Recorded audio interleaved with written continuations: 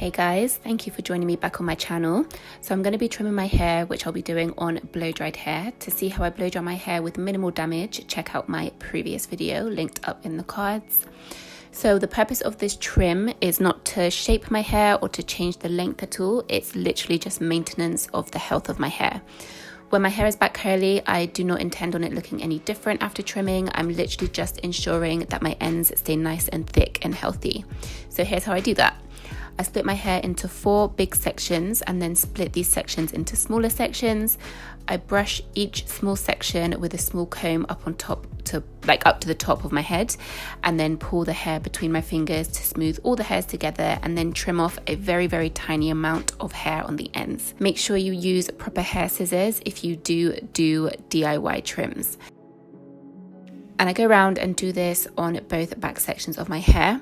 When I get to the front, I don't pull the hair up, I just pull the hair down, but you'll see that shortly. So I'm currently trimming my hair like this every 2 months, which may sound pretty frequent, but the reason I'm doing this is because I want to trim my ends before any visible damage is there. This way I can just dust off the very ends of my hair without making any difference to the length, because there is no damage to actually cut off. Trimming the ends before the damage is there means that the ends remain strong all the time, rather than getting damaged, then trimming, then waiting until they get damaged again and then trimming. If you wait until you can see and feel damage on your ends, then you'll end up having to cut off more hair, which means getting rid of more length. I have found that I get more length when cutting less hair more frequently than what I do when I cut more hair less frequently. I hope that makes sense. Hair growth is all about length retention at the end of the day, so focus on keeping those ends nice and healthy, and you will minimize breakage, and that will increase length retention, which will then increase your chances of getting longer hair, if that's your goal, of course. I'm currently on a hair growth journey, so I'm going to stick with this regime for a while. I'll keep you posted on how it goes. How often do you trim your hair?